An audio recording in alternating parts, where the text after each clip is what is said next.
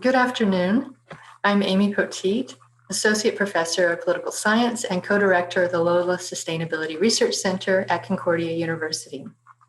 It is my pleasure to welcome you to today's webinar, Solve Climate by 2030, Building a Greener Montreal Together. Today's event is co-sponsored by 4 units at Concordia University, Fourth Space, the Department of Education, the Loyola College for Diversity and Sustainability, and the Loyola Sustainability Research Center. The Loyola Sustainability Research Center is a research center in the Faculty of Arts and Sciences with membership drawn from across the university from all 4 faculties. We are devoted to promoting transdisciplinary research, bridging the social and natural sciences, the humanities and engineering, art and design. I'd like to acknowledge that Concordia University is located in Tiohtià:ke, Montreal. Tiohtià:ke has historically been a gathering place from people of diverse origins. It today has a highly diverse population. That said, we acknowledge that the Gagno-Gehaga Nation are the historical custodians of the land, and that this is unceded land. It has become a ritual to acknowledge the unceded nature of the land in Montreal and Tiohtià:ke when we are beginning events. We oftentimes read that territorial acknowledgement or make a statement and simply move on without dwelling on it. I'd like to invite people to think about what it means to say that this university, that we are located on unceded land. Today's webinar is part of our regular seminar series on sustainability. It is also part of a special series of global dialogues to solve climate by 2030. We have 2 facilitators for today's event, Dr. Ayaz Naseem and Paul Lott. I'm going to briefly introduce them and then hand it over to them. So first, Dr. Ayaz Naseem is Professor of Education here at Concordia University. His research, which has been extensively funded by SSHRC and other external agencies, reported in numerous articles and books, focuses on the relationship between social media and education and a set of themes that one might group together as elements of social sustainability. These include peace, radicalization, minority representation, and environmental sustainability. His books include Scientism and Education with Emery J. Hyslop-Margison, Education, Gendered Citizenship in Pakistan, and Representation of Minorities in Textbooks, International Comparative Perspectives, which is co-edited with Adeela Arshad-Ayaz, who's also on our panel today, and Jesus Rodriguez. Our second facilitator for today is Paul Lott, who is currently completing his master's degree here at Concordia University in Educational Studies with a focus on environmental education.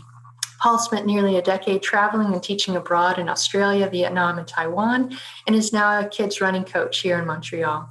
Paul is an ultra-endurance athlete and published writer who shares the stories of marginalized members of the running community in an effort to make the outdoors more inclusive and culturally diverse. With that, let me now hand things over to Ayaz, who will begin the webinar. Thank you. Thank you, Amy. Thanks for the introduction. I'll briefly introduce and say a few words about this webinar series. It's a part of a larger project which will run for the next 5 years. Doctors Arshad-Ayaz and Peter Graham of LCDS and DOE are partnering with an initiative called Solve Climate by 2030.org, which is led by the Brad Center for Environmental Policy.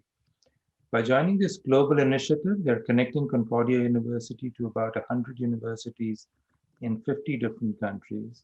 So it has a very wide reach. This webinar is based on the Freudian idea of consciousness raising, along with highlighting local solutions to environmental problems. And the series will create a repository of local environmental problems and solutions which can be looked up by students in at least 50 different countries, if not more.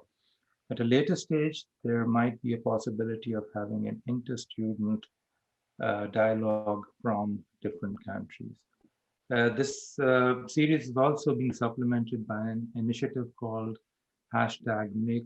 Make Climate a class where teachers from participating universities will dedicate at least 1 hour of their class time to discuss environmental issues and problems. I've also been asked to to introduce one of our speakers today, that is Dr. Adeela Arshad-Ayaz, who is an associate professor of educational studies at the Department of Education, Concordia University. Dr. Arshad-Ayaz got her PhD at McGill, and her work is located in the overall context of neoliberal globalization, and she examines the intersections of sociology of international development, political economy, cultural pluralism, sustainability, citizenship, sociology of technology, hate speech and counter-extremism, and social justice in conjunction with advancements in interactive technology. I must say that's quite a spread. In her previous life, she worked as an anthropologist and worked extensively with the United Nations and the related NGOs in the development sector. She's published widely, and she's been funded widely, which is amazing.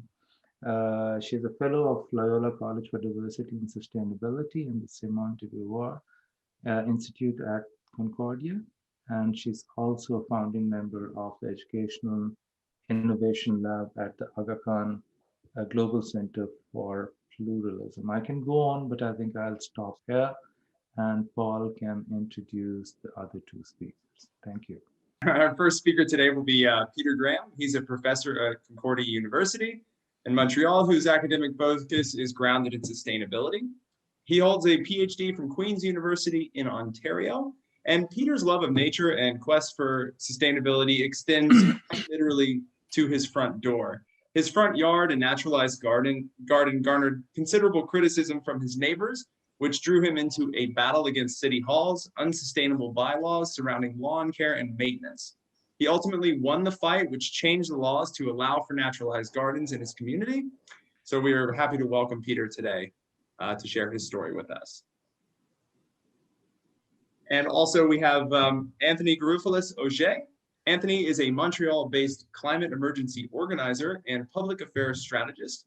His work focuses on shifting the climate discourse from incrementalism to emergency mode action in Canada. He is a co-founder of Extinction Rebellion Quebec and an initiator for the Climate Aviation Coalition, a pan-Canada coalition focused on reducing air travel to tackle emissions from that sector. He also sits on the board of directors at Rapid Decarbonization Group. He is presently the Quebec liaison of the Climate Emergency Unit, a newly established Canadian organization fighting for a World War II scale economic and social mobilization to address the climate crisis at emergency speed. So we also welcome Anthony to our conversation today. Thank you, Anthony. Okay, we have a short introductory video to situate this webinar series. Welcome to the Solve Climate Global Dialogues. You're participating in one of 125 events held across the planet, including in almost all 50 US states, part of a global project called Solve Climate by 2030. My name is Eben Goodstein, and I'm an economist and director of the graduate programs in sustainability at Bard College in New York, the lead organizer for Solve Climate. This last year has been difficult for everyone. As the world looks forward to recovery from COVID, we are focusing tonight on the most important question facing humanity. What can we do in this year in our regions to help solve climate change while supporting struggling communities that have faced widespread loss of life, economic disaster, and joblessness? Worldwide, from Australia to Kyrgyzstan, from Colombia to Malaysia, and from South Carolina to South Africa, Solve Climate audiences are hearing from local experts and young leaders about concrete steps that can really help nations solve climate change while creating much needed jobs and incomes for everybody. The year 2020 was one of the two hottest years in human history, bringing with it massive forest and grassland fires, record-breaking storms and hurricanes, and relentless rising seas. Solving climate is the challenge which the human species must now face. There's hope for the future. Solutions have continued to advance. This year, China committed to building a carbon neutral economy, while the US rejoined the Paris Agreement. Solar, wind, and battery prices continue to fall, while major car companies have been rushing to electrify the global fleet. Worldwide, movements for Black Lives Matter and Me Too are leading in bringing much delayed and urgently needed justice to the world. Time is short. We have until 2030, 10 years to solve climate. We can get a lot done in this decade. We have the solutions, but only if we focus the world on climate solutions and justice, and then do the work we have to do in our own cities and regions. For students listening, you are the leaders. Without you, the future we envision will not come. I'm asking tonight for your help. We're going to discover powerful ideas for climate solutions and climate justice and how you can be a part of the solution. But this message must reach beyond those of us who are listening right now. Would you ask all your teachers this week in every subject to make climate a class? The teacher can assign tonight's webinars homework for the students, and then afterwards have a one-class period discussion. And we mean every subject, from art to engineering, psychology to business, dance to chemistry. Teachers don't need to be a climate expert to lead a discussion about climate change. The Solve Climate Project has easy-to-use teachers' guides in nearly every subject and in 3 languages to help teachers make climate relevant to their class. It only takes courage. Don't take no for an answer. Ask them, why not? This is your future. You'll be surprised how many teachers will say yes and thank you. Imagine you, thousands of leaders like you around the world asking their teachers once every school term to make climate a class.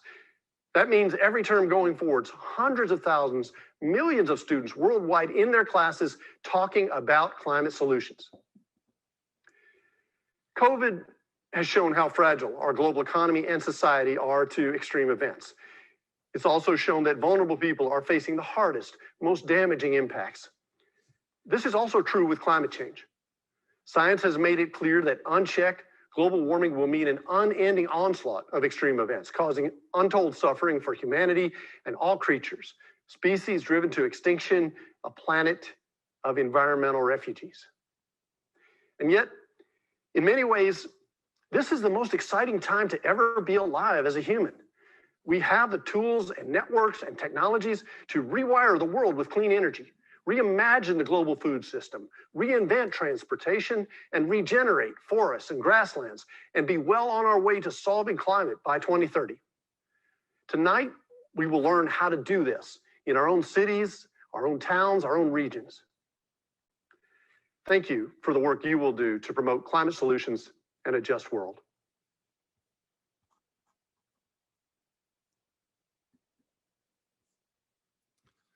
So if we think about how to solve the climate emergency, it only makes sense to first ask the question, what exactly has caused that emergency? How did we get ourselves into this situation in the first place? Anthropogenic climate change means by definition that it's caused by humans, but what causes humans to change the climate? Why would we do something so crazy? Well, there is a fairly broad consensus that the climate emergency is a consequence of the global economic system. That is, the way we, all of us together as the entirety of humanity, organize our ways of making a living, our patterns of livelihood. Of course, we are not all equally responsible historically, either for the economic system or for the greenhouse gases in the atmosphere that are now changing the climate. So if the way we typically make our living here in Montreal is causing climate change, the next logical question becomes, where do those patterns of finding jobs and paying bills and buying stuff come from? And how can we change those patterns to not cause the climate to change? Where the patterns come from is the more important part of these two questions, because the patterns are almost impossible to change if we don't first understand where they come from. We will come back to how we change the patterns and solve the climate emergency in a minute. But first, the answer to the question of where the patterns come from is, for the most part, we inherit them. We inherit the patterns in 3 parts. It is those 3 parts of our inheritance that keep the global economic system going the way it does even when we know our economy is driving the global climate change and a lot of other very serious problems on top of climate change. The first part of the pattern is already etched into the material world in the form of things like money and banks, factories, supermarkets, cars and planes, highways, office buildings, or even the homes we live in. Some of these material things keeping the global economy on its tracks to create climate change are the things we physically make, like a refrigerator or a toy truck or a real truck or a book or a home, the stuff we make in our economic system. But some of the other parts of the global economy we make only with our minds. Buddhists say with our thoughts we make the world, but it is important not to forget that with the world we make our thoughts too. If you think of a forest or oil in the ground or fish in the ocean, you might notice that just by thinking of those things, by using the language, metaphors, frames, and other cognitive tools we've inherited, we change those things. We change those things with our inheritance because they become resources instead of something else. They were not always resources. People used to inherit the things we now take for resources as their relatives, for example, or as a symbol of a reciprocal social obligation. I give this thing and expect you may one day return the favor, or some other meaning. Today we inherit things, almost anything you can think of, as an economic thing on standby, just waiting to become something else, like a tree to become paper to write on, or oil in the ground to become gasoline in your car tank, or a fish in the ocean to become dinner on your plate. So the first part of the pattern is the world we perceive, think, and feel about, but also the world that becomes part of our own cognitive practices as an economic world. The next part of the pattern is in the ways in which we put those material things into practice, our daily routine behaviors. We are all using our screen technologies right now to communicate. I'm speaking to you through a microphone, a speaker, and a screen, and we have all learned how to use those things. And we've also learned what are the right things to do and what are the wrong things to do. We learn how to find a job and how to do that job. We don't invent those behaviors or practices from scratch. We inherit them. We learn how to act in the world by watching other people, the people who were already in the world when we arrived. We see how they act in the world in particular ways, and we copy them because we all want to fit in with the people around us. The second part of the pattern is the habits and routine behaviors we inherit, our actions. The last part of the pattern of the global economic system we inherit is the ideas and the various other cultural and cognitive tools we use to make sense of both the things in the world and our behavior that puts those things into the practice of the global economy. Those ideas come in the forms of words, metaphors, languages, theoretical frameworks, economic models, stories, myths, and other tools, but also as learned ways of feeling and perceiving, our aesthetics and emotions. Part of what we inherit from our moms and dads and caregivers and teachers is knowing how to perceive the world and how to feel about the world in any particular situation. This happens as part of the normal process of growing up from a baby to an adult. We are constantly attuning ourselves to the world, and our dynamic brains are constantly being updated just by engaging with the world. The last part of the pattern we inherit then is the cultural code we use to fit into our society and to be able to recognize ourselves as members of our social group. So we have first the things in the world and the entire world that we inherit as particular things in a particular world. Next, we have the ways of acting in the world that seem normal to us only because other people who were already in the world when we got here were already acting that way. Finally, we have a bunch of tools we also inherited, like language, ideas, stories, laws, social norms, values, and so on, that we use to keep our social world going in the same pattern. So if we want to solve global climate change, we have to basically stop inheriting that pattern that has gotten us into this mess of climate change. We have to refuse that inheritance. Now that might sound pretty easy, but actually it's very, very hard to do. That's because the same tools we use to keep the world working in the same pattern are the same tools we use to tell us who we are. We use those tools to answer questions like, who am I? What is a forest? What is a person? What is a fish or a refrigerator or even our planet? We do need to change those tools though. Otherwise, the same pattern that brought us into the climate emergency will keep bringing us into other emergencies, like the biodiversity emergency or the pollution emergency or the pandemic emergency. The history of putting our tools into practice is not a pretty picture, even though those same tools give us lots of alibis to make us forget about how badly they are really working. Today, I want to focus on changing just one tool, the tool we use to transform the world into a bundle of resources. That tool is a keystone tool. A keystone is a stone in a building that holds up the other stones. A keystone species, like a wolf or a sea otter, keeps the whole ecosystem in place. If you remove it, the previous system will collapse and transform into something else. That can be a good thing or it can be a bad thing. Sometimes we introduce a species into an ecosystem without fully understanding what kind of impact it will have. Scientists put Pacific salmon in the Great Lakes, for example. The salmon ate all the small fish in the lakes, so there was nothing left for the big fish to eat anymore. If we could take those Pacific salmon out of the Great Lakes and leave more room for the brook trout and lake trout and landlocked salmon, who were there since shortly after the last ice age, the whole system would be a healthier system. All the fish in the lakes would be happier and healthier. Montreal makes me a particular kind of person. Montreal has always been kind to me. The people are good and welcoming people. We have 4 great universities here. We have a great river. We are close to forests and mountains. We're close to Ottawa and Quebec City, hundreds of restaurants, museums. I can, in many ways, become my best self only because Montreal has been a great parent to me, a great mentor, and a great friend. And yet Montreal could be an even better parent if she were not being constantly driven insane by some people who mistake Montreal for a resource.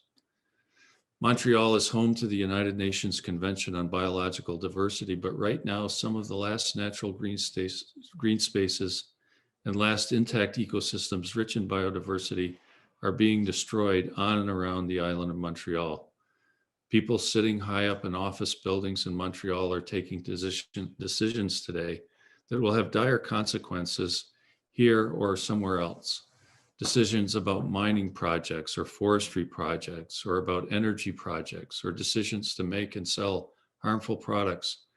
And they will be taking those decisions by using the cognitive tool of the world as a bucket of resources. When we drive the people and things who make us who we are insane, it generally does not turn out very well. It does not help us. It hurts us, especially in the long run. If there is one first important step that we all need to take to solve the climate emergency, I think that first step must be to begin to think of the world as our parent, as our mentor and our friend, and not as our slave or our enemy, not as a potential profit on a balance sheet.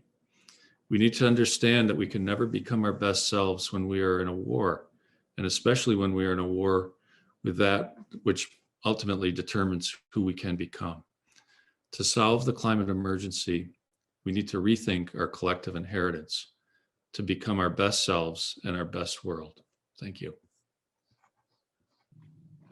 So hello, everybody.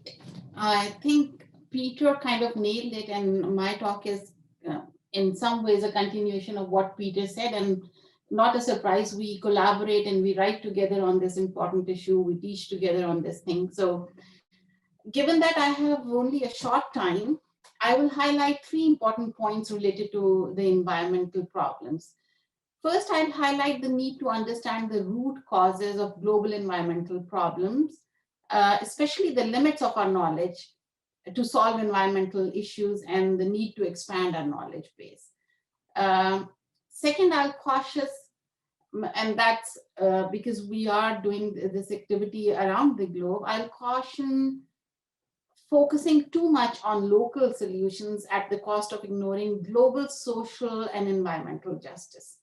The first two parts of my talks address the limits of our knowledge and the solutions we seek within the dominant knowledge framework. Finally, I will take a few examples of flawed knowledge solutions that enhance the problem rather than solving them. Since we are in Montreal, I will mention some of the behavior patterns observed by experts within the context of Quebec. And as Peter mentioned, Quebec is a beautiful place and we have a special relationship with land. But however, experts have mentioned some behavior, observed some behavior patterns. And while I mentioned those, this does not mean Montrealers or Quebecers or Canadians are doing something wrong. It just shows how the knowledge base, which forms the foundation of our worldviews, needs to change and expand. Otherwise, the change required in our behaviors and organizational structures for our survival will never take root, and societies around the globe will be stuck in the rhetoric of change or talking the talk, but will never be able to walk the talk. So today, the global society's most significant challenge is changing worldviews and behaviors towards how we interact with each other and our environment. I think Peter just mentioned, like, we inherit these things and we continue doing these things. From economic disparities to environmental degradation, everything indicates that human beings need to change their behaviors and organizational structures for our survival. Considering the fact that contemporary environmental movements started in early 1900s, the question that begs to be asked is, why has environmental degradation continued despite repeated warning from scientists, despite developments in technology, despite persistent attempts by governments, businesses, policymakers to stop environmental degradation? Today, we have evidence-based, clear-cut markers that define a failure on a global scale when it comes to saving the environment. For example, in 2018, the Intergovernmental Science Policy Platform on Biodiversity and Ecosystem Services reported that 75% of Earth land areas are degraded, which undermine the well-being of 3.2 billion people, which is almost half the humanity. And if this trend continues, they have warned, 95% of Earth's land area would become degraded by 2050, leading, and this would, imagine the scale of this thing and what would it lead to? It would lead to forced migration of millions of people, food production systems would collapse, biodiversity would diminish. And I think it's not difficult for us to imagine all these things because this last 1 year of pandemic has taught us, like, how this production system, the chain system breaks down, and the kind of, only today we have found out like some essential medicine is not available to treat COVID-19 patients in Canada. So perhaps it is time to question our very knowledge base from which we draw solutions to problems. And I think decolonial theory is a very helpful theory in showing us the limits of our knowledge. Gayatri Spivak talks about worlding of the West, meaning the whole world, West is imposed on the world as the world. So worlding of the West has led to the dominance of Western knowledge system. Decolonial theorists such as D'Souza Santos illustrate Western knowledge has been engaged in epistemicide and killing of other knowledge systems. While the worlding of the West and epistemicide helped the West to colonize the rest of the world, it greatly damaged its knowledge base by making it very narrow. It was one thing to impose Western ideals of development on colonized people's minds. However, such imposition does not work well with non-human life forms, just as Peter gave the example of the fish. And as a result, what we see is a loss of species necessary for a well-balanced ecosystem. It is ironic that the knowledge system and ideals of development that were put in place to justify colonization and oppression of peoples around the world are now proving to be insufficient, shallow, and too narrow to address dynamic, multi-layered, intersectional, and very complicated problems related to environmental degradation. Perhaps the world would have been a better place if epistemologies or the knowledge systems of most of the peoples of the world were not deliberately excluded or silenced, and if the knowledge systems of the other were not relegated to traditions or superstitions, witchcraft, and folklore. The epistemicide of indigenous and other knowledge systems has led to a very narrow, myopic, unimaginative outlook, which has been and continues to be considered synonymous with progress. There is no denying that the dominant knowledge systems and the resultant practices are focused on profit generation. The world subscribes to development paradigm that seeks constant expansion and consumption. Talking about sustainability or preservation within this paradigm makes no sense. All claims to greatness and indicators of advancement for the dominant Western countries are based on indicators that put a strain on the environment. With the improvements in technology and shrinking of time and space and communication technologies making it easier for different countries to communicate, a single narrative, a uniform dream of living similar to Western standards has been universalized. We are looking at, if we are looking to tackle this issue of global warming and environmental destruction at all, we need to look for different knowledge base, a knowledge base that would formulate worldviews and behavior patterns very different than those we are familiar with. So when we are thinking about solving environmental problems, we need to ask, what kind of toolkit do we need to stop environmental degradation? The toolkit we currently have was given to us by the master, if I have to quote Audre Lorde here. It is the very knowledge base that is the root of the problem. We will never be able to dismantle the master's house with the master's toolkit. We need to seek knowledge that challenges our ways of thinking. Now, this connects to the third important point I would like to bring to your attention today. We need to discard excessive nationalism and focus on active, critical global citizenship, which stands on the foundation of social justice, if we are to solve environmental crisis in the next 30 years. And I quote Andrew Dobson here, when Dobson says that social justice, at the very least, is a necessary condition for environmental sustainability, and the other way around. I believe that citizens not only need to take charge of their local environments, but simultaneously need to enhance their knowledge of global injustices. This is very important. Why is there a need to pay special attention to global injustices when we are looking to stop environmental degradation? Let me take a few examples of local solutions that do not pay much attention to the global social justice issue and ultimately end up exacerbating problems instead of solving them. Let's have a look at electronic vehicles that are being proposed, a possible future cutting back on carbon footprint. According to one estimate, by 2030, there would be 125 million electronic vehicles, and Quebec recently announced that all vehicles in the province would be electric by 2035. There are economic and social costs linked to the production of batteries for electronic vehicles. Serious environmental concerns have been raised regarding the production and the recycling of these batteries. That is, if we ever get to the recycling stage, because currently there's no viable mechanism for recycling both iron, lithium, and nickel metal hydrate batteries. Over the past decade, growing demand for electronic vehicles has led to a tenfold increase in lithium-ion battery production.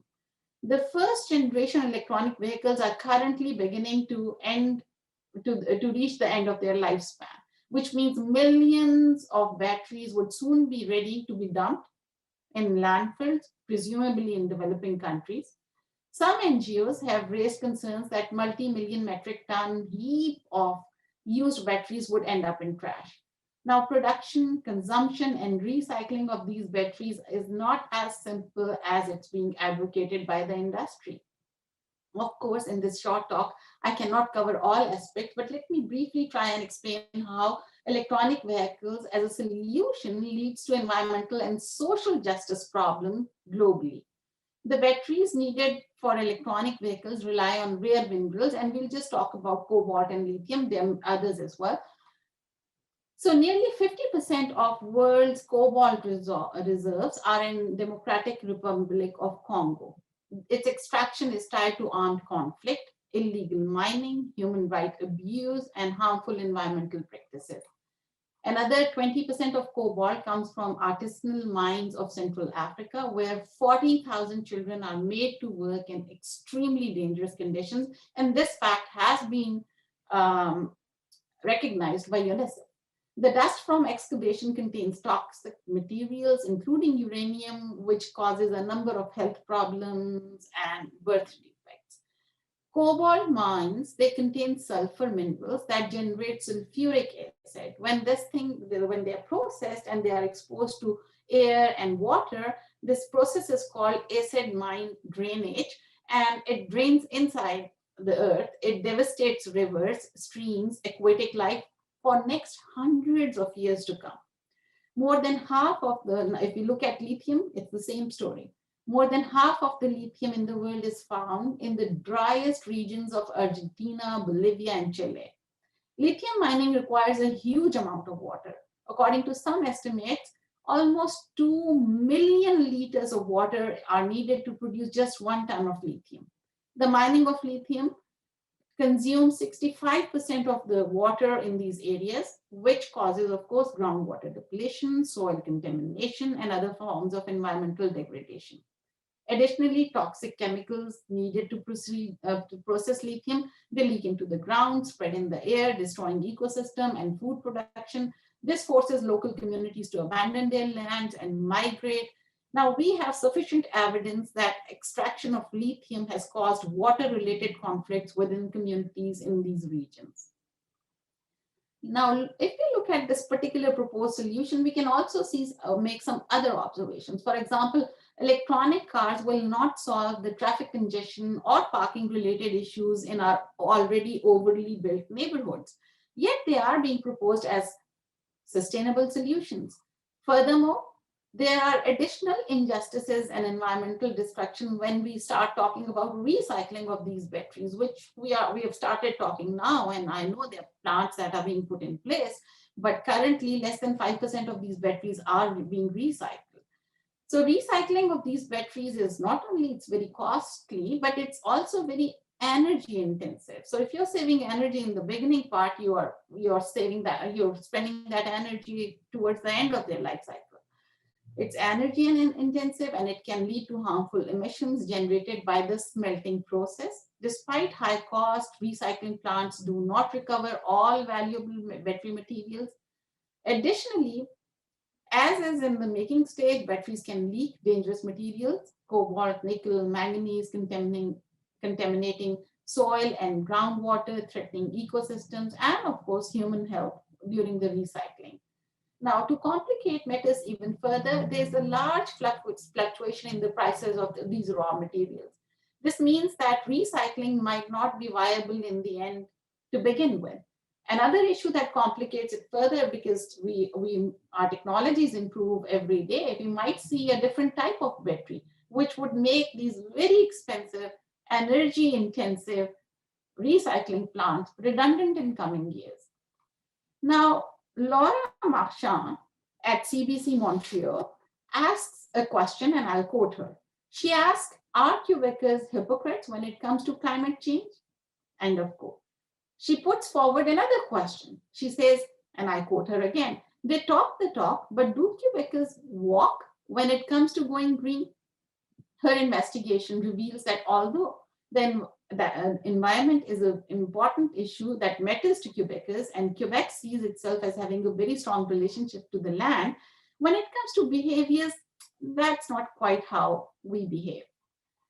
Professor Pierre-Olivier Pignou, the chair of energy sector management at HEC Montreal, mentions the fact that while Quebec is the province with lowest per capita emissions, it is largely due to the fact that province's electricity is produced without fossil fuels, and not because Quebecers are inherently more environmentally friendly.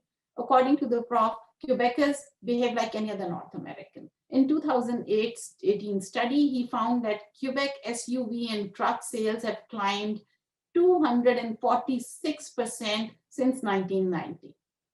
And we know if everybody on this earth wants to live according to the North American standards, we need 5 to 8 more planets to just exist. Similarly, Conference Board of Canada gave Quebec C grade when it comes to waste generation and a D- on energy consumption. Now, this is despite the fact that there's a general agreement among Quebecers that climate change is an issue that needs to be addressed. Many people, including Laura Marchand, ask, why is that so? And she, again, I'm quoting her, she puts the question, is it hypocrisy or a misunderstanding about what is needed? Now, as a sociologist and a professor who interacts with young people within the university, I can attest it's not hypocrisy. Many Montrealers I interact with are extremely concerned about environmental issues. Therefore, I would like to argue it's not hypocrisy, but a narrow, mono-epistemic knowledge base that does not provide them with the tools they need to address the environmental issues. If we have to solve environment-related issues, more needs to be done at the level of expanding our knowledge bases and including other knowledge systems that have been excluded from the dominant knowledge base. What we need is an ecology of knowledge systems to tackle ecological problems that we are facing today. I'm going to stop here, and then after Anthony speaks, I think we can take the questions. Thank you. Great. Thank you, Dr. Adeela. We appreciate your insights. I also want to remind our audience today that we do have a question and answer box. If you do have a question for any of our panelists or our speakers, feel free to type it in the box and we will answer it after our last speaker. I'd like to open up the floor to Anthony. He will be our final speaker for this afternoon. So Anthony, take it away. Thank you. Thank you. And I'm pleased to be at a conference called Solve Climate by 2030, which highlights the need for rapid action to limit climate breakdown. I'm just going to be a little critical of the name. I don't actually think that we can solve the climate crisis by 2030, but I do think that we can limit the damage caused by climate change significantly if we take actions from here to 2030. And that should be the objective, is to limit the damage, because we've already committed ourselves to quite a lot of damage. And I think that that's the best that we can do. And I'm going to add to what Peter said about understanding, because I agree that we need to understand the problem before we can find solutions. So what I want to add is just understanding the scale of change needed. And this is pretty clear in the scientific literature about how quickly we need to act in order to limit the damage of climate change. So according to the latest estimates by climate scientists published in the Nature journal late last year, there's already a 1 in 6 chance that we've already committed ourselves to 1.5 degrees of warming above the pre-industrial level. That doesn't seem like a lot, maybe for some of you that don't really understand the nuances of the temperature rises. But at that temperature rise, we're talking about most coral reefs bleaching out. And it's also considered a death sentence for low-lying nations and coastal cities, because it locks in sea level rise that will basically wipe them out. According to the United Nations Environmental Program, current government pledges would commit us to 3 degrees of warming, above 3 degrees of warming. And if Canada in particular, there has been studies, but if every country were to adopt the same reduction target, and that's what I mean by pledges, is how much we've committed to reduce emissions by in the future. But if every country adopted Canada's reduction targets, we'd also go above 3 degrees of warming, which is considered apocalyptic. It's that nothing good comes out of that. However, that's what governments have pledged to do. And what they're actually doing is a different story. And when we look at what current measures are in place, or we look at the trend of business as usual, we're currently on course for about 4 or 5 degrees of warming. So here we're talking about apocalyptic crop failures. We're talking about mass starvation. And there's already leading scientists kind of ringing the alarm bell that this could mean billions of people dying. And I mean, the radical organization, the World Bank, has even said that at 4 degrees of warming, basically it's beyond our capacity to adapt. And it would be a disastrous situation for humanity. Emissions, unfortunately, emissions continue to grow, as you likely know, except for last year, where emissions decreased by about 7% according to the global carbon budget. And interestingly, in order to limit temperature rise below 2 degrees C, which is what governments agreed to do in the Paris Agreement, as well as pursue efforts to try to limit it to 1.5, but that actually would require emissions to go down globally by about 7% a year. And that's 7% a year starting now, and continuing till we reach until we reach zero emissions. So that gives you kind of an idea of the scale of the global challenge. 7% a year. That's what emissions went down by last year when we had all of these measures in place to limit COVID. And that's the global average. So Canada is a wealthy country and one who's historically emitted more emissions than the global average, has an obligation under the international accords that it has signed on to do more than the global average. So we're talking here about double-digit reductions every year per year, starting now, if we want to keep temperatures below 2 degrees. So that's the scale of the challenge. Really, it's nothing short of radical and immediate cuts in greenhouse gas emissions will give us a chance of avoiding irreversible, because there are tipping points, and I suggest people read and try to understand a bit of the climate science around these tipping points, but potentially irreversible cataclysmic climate breakdown. So what is to be done, and what is to be done locally, and what kind of solutions can we put in locally at the, I guess, municipal and regional level that try to address this gargantuan problem. So I think, it is important first that all governments act, and and I also agree that municipalities have an important role to play in reducing emissions. But I want to highlight that without federal government management and an all-out government approach, we're very likely not going to be able to reduce emissions at the scale that's called for by the science. And what's likely needed is something in the order of what the government has done during World War II on the home front, when it mobilized the entire society and the entire economy in the face of the war. And at that point, there were massive changes in all of society in terms of dietary change, the types of jobs that were created that provide interesting lessons for how we could address climate change right now. But I'm going to focus on what we could push municipalities to do in the rest of the time that I have. But I think one of the approaches I want to take is I think municipalities have been signing on to these declarations for climate, the saying that they declared a climate emergency. They've been putting out climate plans, with some nice language, but there are inconsistencies. And I think that part of a strategy to kind of open people's minds about what's needed for this large-scale transformation is to really call out municipal governments on these inconsistencies, to show that we're not really taking the climate science that seriously. And here I'm going to focus on some of the lesser known issues and some of the biggest sources of CO2s that we're not talking about, and that's aviation and food. And I'm focusing a bit on this because it's that's part of my area of focus in the work that I do.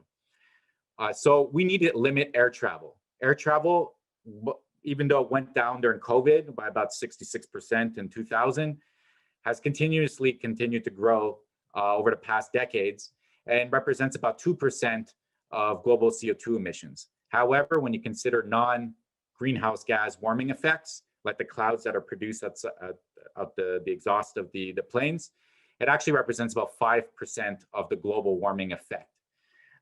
So to put that in perspective, if aviation was a country, it would rank about seventh. It would rank about the seventh larger emitter of greenhouse gas emissions, producing about the amount that the entire economy of Germany produces.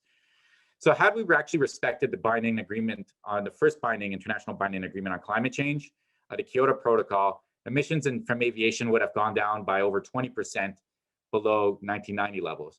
And that, interestingly, would be about the same amount of planes that we currently have right now with COVID, had we respected the Kyoto Protocol.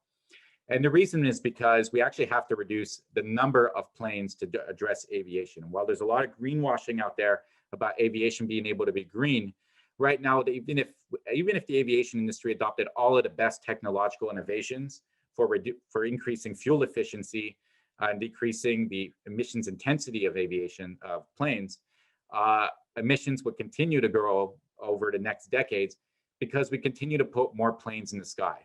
So since 1990, we've actually doubled the amount of planes, and the emissions have actually more than doubled over that period. So about every 30 years, we double the amount of planes, and it comes with a corresponding doubling of emissions. So this is a huge problem, and one that we're not talking about. And there's also an injustice here because it's estimated that only about 10% of the global population has ever flown. And this global 10%, which is mostly in rich countries and affluent individuals, yeah, they're a very small portion of the population responsible for quite a lot of warming. So this 90% of the rest of the world is not responsible for this warming and is suffering the consequences. So what can be done at the municipal level?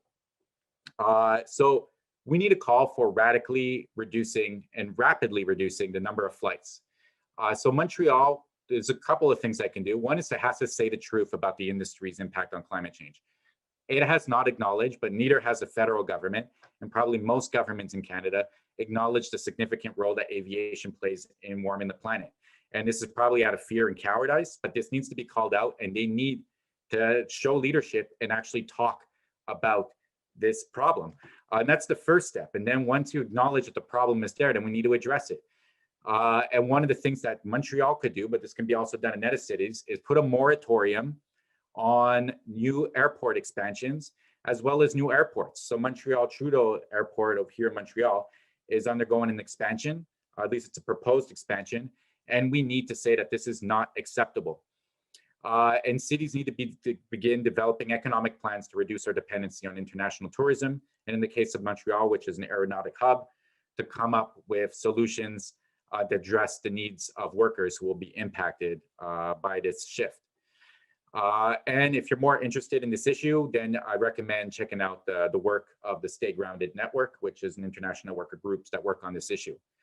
And we need to also address diets. I won't spend too much time on this, but animal agriculture is responsible for 14.5% of global greenhouse gas emissions. It's also a leading cause of deforestation. So there's a growing international consensus that to address this, we need dietary shifts. However, the memo hasn't seemed to be received by governments in Canada, and the federal government is still in denial about it. It's not talking about it. The city of Montreal does not have a plan to address this. It barely speaks out. The new climate plan barely addresses. There's maybe one word about reducing the impact of food, barely addresses the issue of animal agriculture, and this needs to be addressed. And one of the things that the city of Montreal can do is it could sign on to the Good Food Cities Declaration, which helps them commit to helping the shift in dietary trends towards more plant-based diets. City of Toronto signed on to it. The city of Montreal can do the same. It commits cities like Toronto to help reduce meat consumption by 80% by 2030.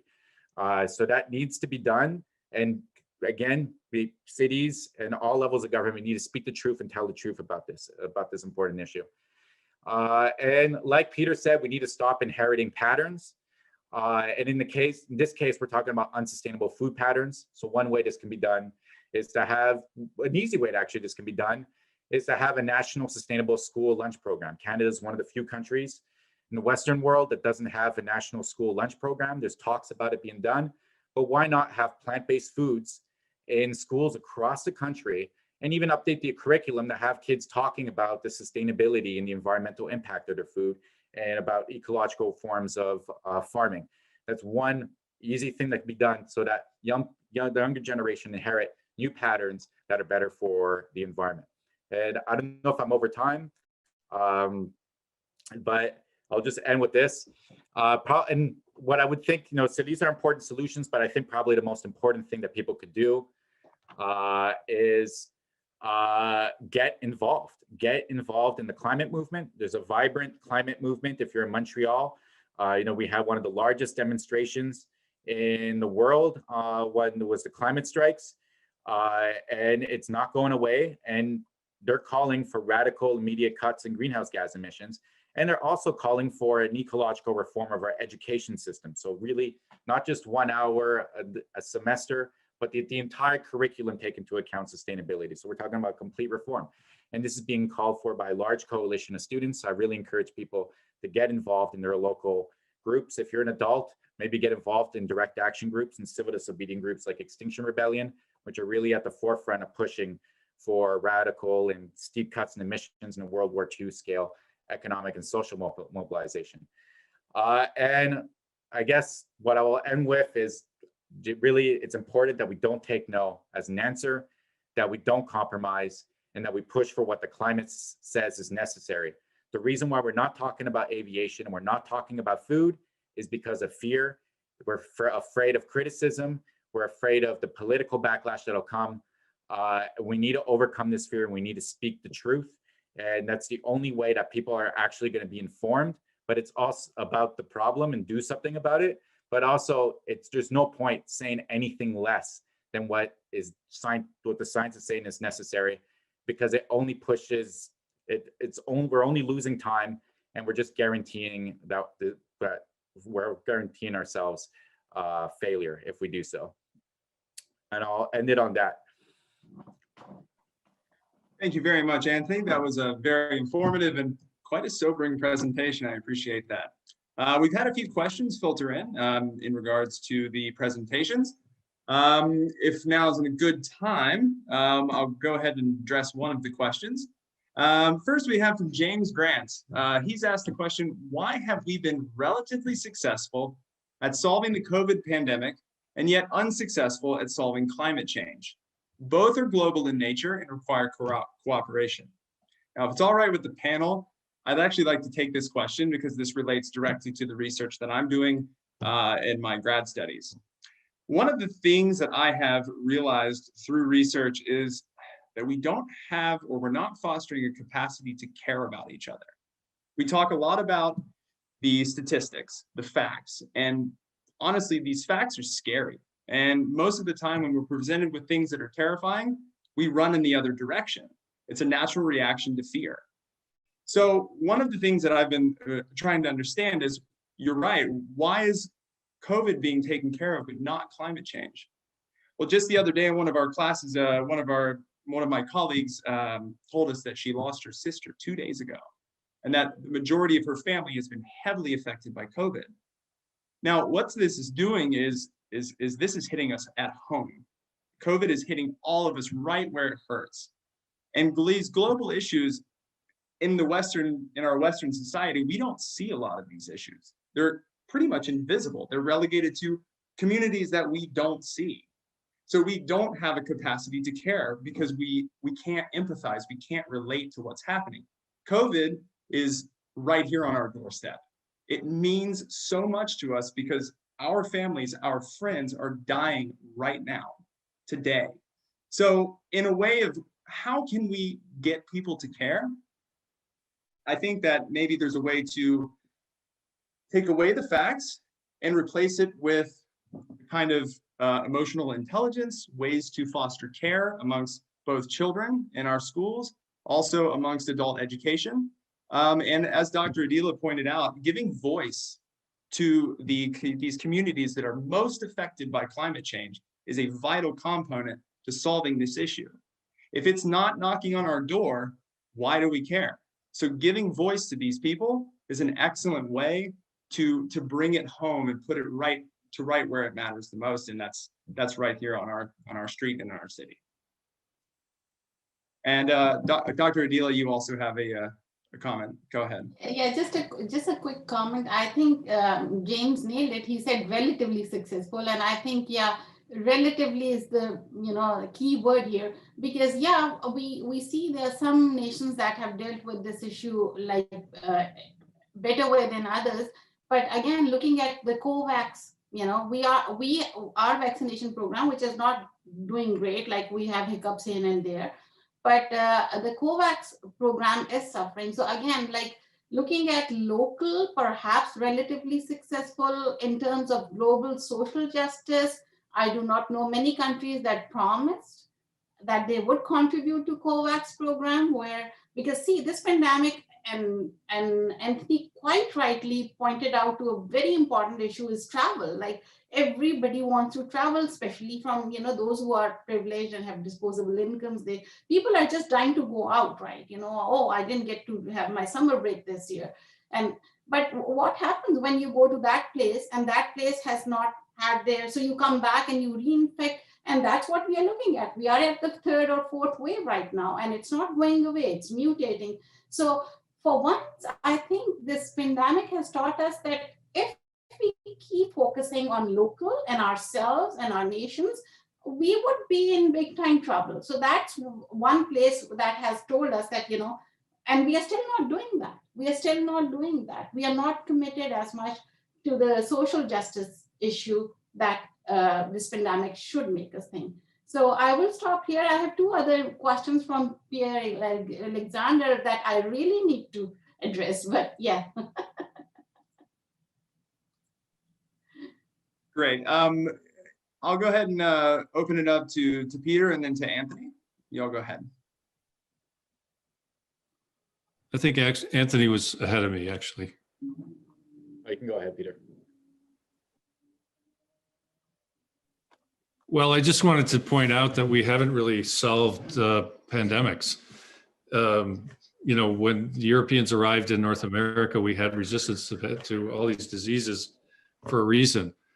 The sort of Western way of acting and being in the world, becoming in the world, has a tendency to generate pandemics, and there's no reason to think that we won't be in the same situation. And if it may be 100 years, but I suspect it won't be that long. Thank you, Peter.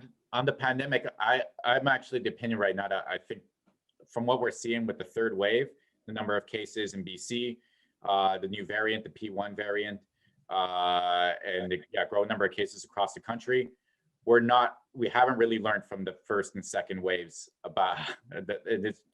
And it's actually just kind of shocking that we've actually allowed the situation to get to the point where it is, when we had the information, like as of late December, that these variants were going to become the dominant variants by the end of March, early April. And the writing was on the wall. And what the government failed to do, in my opinion, is to put in place effective public information policy to communicate the urgency of having to limit the amount of contact. And it was very inconsistent messaging over the last few weeks, particularly in Quebec, about what you could do. And there's still very inconsistent messaging about what you need to do to limit the spread of these new variants, but also just to kind of really stress the emergency about how bad these new variants are. We're only starting in the last couple of days to talk about it. So I think that the lesson, we'll see how this third wave plays out, but we need better public information policy. The media has tried to, and did a somewhat commendable job in the last couple of weeks to stress the importance of these new variants. But a lot of people do not watch the news. They kind of tuned out. And the federal government should have had a public information policy to make sure that the information was getting to people, and that not relying solely on the media to be the ones that are amplify their message. So I think that that's something with climate change that we need to learn from, is we need a way to consistently talk about the urgency of climate change to the public through public information policy, and about the solutions as well. Great, thank you, Anthony. That was a wonderful answer. We'll move on to what Pierre Cardinal has written. It's quite lengthy, so I'll read it, and then Dr. Adeela, if you'd like to give him an answer, that'd be awesome. So what Pierre says is, if we look at the theme of the seminar, Making Montreal Green, what do we make of the Monsieur and Madame tout le monde argument? What can they actually do? If we look at the Homme de Chevrier, sorry, my French is terrible, case with the Concordia seaport on the South Shore, what can people actually do to prevent this species of fish from disappearing from the face of the earth? Pierre sees civil disobedience, but that doesn't bridge the existential gap between human animals, and nature. It's not an actual long-term commitment. How do you even popularize the need to see ourselves as part of a messed up ecosystem? What else is there for everyday people? Send letters to City Hall or middle fingers to elected officials? Yeah. Dr. Adeela? Thank you. And if you can read the other comment, because they're both connected, so I will answer them both here. Sure, thanks. And he also points out that, not really a question, but he says, also, I just don't think that hitting on people trying to do their part in doing something like getting electric cars is any kind of productive action. Again, education is a key problem. And when it comes to the environment, most folks out there are in fact uneducated, and hitting on them won't get them educated. Yeah, thank you. Okay, so I would like to mention Both comments are connected. What can people do? People can do a lot of things, but in the absence of actual critical dialogues like this, well, people can keep going and keep buying electric cars, thinking it's a solution, where it may or may not be the solution. Currently, the way, because when the first generation is coming to an end, these batteries, then they started talking about recycling plants, and as research shows, it's not. But average Joe, like I have 2 or 3 issues with Pierre here. So the first thing, like the crux of my talk, is about expanding our knowledge base and, you know, including other knowledge systems. And as Freire would talk, you know, reading the world along the word is important. And one thing is it challenges like so it's called pedagogy of pain as well. And I can see the pain here. He thinks I'm hitting on people by asking them to think about these issues, and it's not hitting, it's actually expanding the knowledge base. And the other thing is, average person on the street, there's this misconception that this degree hanging on my wall makes me something more intelligent or something. That's not correct. Average person on the street, I've worked with remote communities, very intelligent, right? The only thing is, if those things are not being discussed, then they are not on our horizon. And the kind of society we live in, Peter has talked about, you know, our ideas and the systems that we inherit, and we become a part of that. So my basic argument is to expand the knowledge base. And that's where the problem is arising, because you see that it's misconstrued as hitting. It's not hitting. It is expanding your knowledge base, but it's not easy. If you go and you do your research and you say, like, what percentage of battery is recyclable, you would find Google hits 99%. Yes, theoretically what they're saying, and they're telling you, oh, it's good, but that's theoretically, it is 99% recyclable under perfect conditions, but all those other conditions, they don't talk about that. So again and again, we are being duped by industry into selling things to us, and we like buying things. We are now addicted to buying things, consuming things. And I'll tell you, what can citizens do? We can have a dialogue. I'll give you one example of something which is absolutely useless. And this comes from a person who can actually stand and look at a flower for the whole day. And I'm hopelessly romantic when it comes to, you know, environment and beauty nature has created. I cannot, for the sake of God, understand the whole thing about cut flowers, okay? There's virtual trade of water. What people don't understand is 1 rose to grow takes around 8 to 13 liters of water, right? Again, it's a very developed world, because, you know, but now it's tricky, because now we see a north and south and a south and north. So we have privileged classes everywhere. So upcoming economies, and they start imitating the Western ideals and the Western way of life. So just to give you one example, by 2027, the cut flower market would reach $41.1 billion. Currently, during pandemic, US alone spent $7.9 billion on cut flowers. What are cut flowers? You go to the market, you buy a bunch of flowers, and you throw them out 5 days later. And there are arguments that, you know, these are providing jobs. No, if you go and you look at their, you know, there's land water, groundwater depletion, there's all the chemicals that go, usually it's women who are employed, it's a, you know, so there's tons of things that we can do, but we have to, and this is pedagogy of pain. It might seem like we are being hit by something. It's not hitting. If we have to do these things, as Anthony said, like, we cannot, enough with all these things when we talk about we can't hurt people, we can't feel. We are in a crisis right now. And if we're going to address crisis, it's going to be a pedagogy of pain. It's going to hurt all of us. We are all implicated. Any one of us who has more than 2 pair of shoes is a consumer. And I tell you, I have more than, I mean, my weather tells me I have to have like a summer and a winter, but all of us are in it. So it's not hitting, it's just like, yeah, it's going to be painful. Yeah. Thank you for clarifying that, Dr. Adeela. We have another question coming in from Trevor Smith. Where did it go? Paul, there's one in the comment in the chat as well from Adriana Lima Moraes. Great. It's right in the beginning. Adriana, okay, great, thank you. How do you perceive the whole of Canadian companies in the extraction of resources international, like the case of Brazil and the mining industry? How should we hold these companies accountable for their actions? There were various mining dam collapses in Brazil recently, some of which were responsible by Canadian companies in the Brazilian soil. I'm asking this question because we must also recognize that companies in Canada can also be predatory towards the environment, even though it's not the Canadian territory. My name is Adriana, and Adriana is writing us from Brazil. Great question, thank you.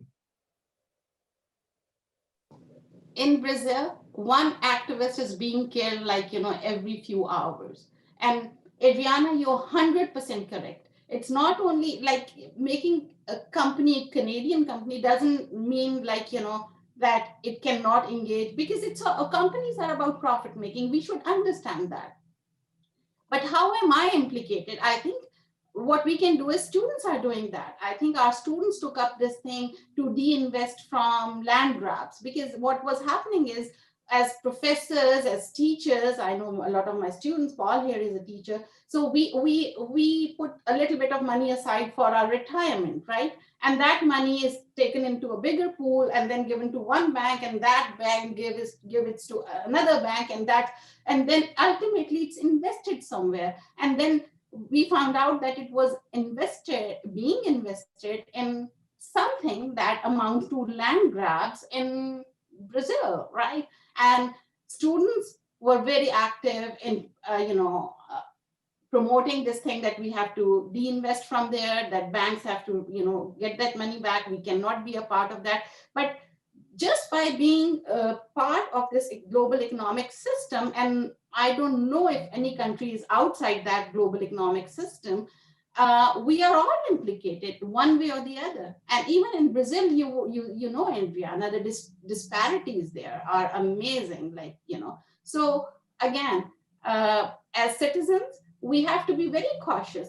We have to see, we were told for a very long time, while you're brushing your teeth, shut the tap and you are doing good deed. Give up your meat and you are doing, but these things are okay. I'm not saying these are good, bad things. Yeah, we should all be very cautious of our consumption.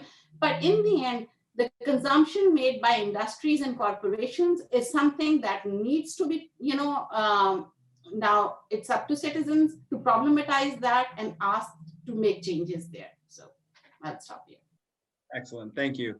We'll go to Peter and then to Ayaz, and then unfortunately we'll be out of time for today, but we'll take it to Peter for his comments. Thanks, Peter. I just wanted to point out that I think if you did a proper analysis of any mining project, where you look at the costs, not just from the perspective of the mining company, but from the perspective of society as a whole, because there's always, the mining company comes in, they make the mine, they create a lot of pollution, and then they walk away with their profit. They leave the community with the toxic waste to clean up. The government has a lot of problems. I mean, you look across Canada, there are toxic waste dumps scattered across the country that somebody will eventually have to pay for to clean up. So we need to, do the full cost accounting when we consider a mining project to begin with. But it's absolutely true that for Canadian companies to go around the world, because we are kind of Canada is like the big mining company on the planet, unfortunately. We need to rethink our ethical responsibility in the world today. Excellent, thank you. Ayaz? I'll just be very brief since we are running out of time. I think one thing that comes out of this is that we should all start by acknowledging our own complicity in where we are, each one of them, not only at the national level like Canada or the provincial or the city level, but each one of us is complicit in where we are with respect to the environmental crisis. And I was just thinking that just as Amy read out the territorial acknowledgement, if we could kind of come up with a complicity acknowledgement and you know, especially in webinars and seminars and such endeavors on environmental degradation, we could start by saying that we are complicit in Brazil, in Congo, and wherever these companies are, because we are profiting from what they are doing, even if those profits are not getting to us directly. We are complicit in what these companies are doing. So maybe the students could, and it's so good to see 3 of my students presenting so beautifully today. Maybe I can ask them to start maybe a movement, a small movement to push for such an acknowledgement of complicity before, you know, to be read before such endeavors. Thanks a lot, guys. Thank you, Ayaz. Thank you. All right. So today we are out of time for today, but we'd like to thank you all for joining us. And as we move forward in solving these critical issues, I think it's important to remember that we need to keep this conversation going, that it shouldn't just be relegated to a single webinar, that this is a conversation we should be having with our family and our friends and our coworkers, because communication is a key element to being a human being. So as long as we keep this part of it alive, I think we stand a really good chance to working towards solving our climate issues, hopefully by 2030. But again, thank you all for coming today. We really appreciate your support, and I hope you all have a wonderful weekend. Thank you.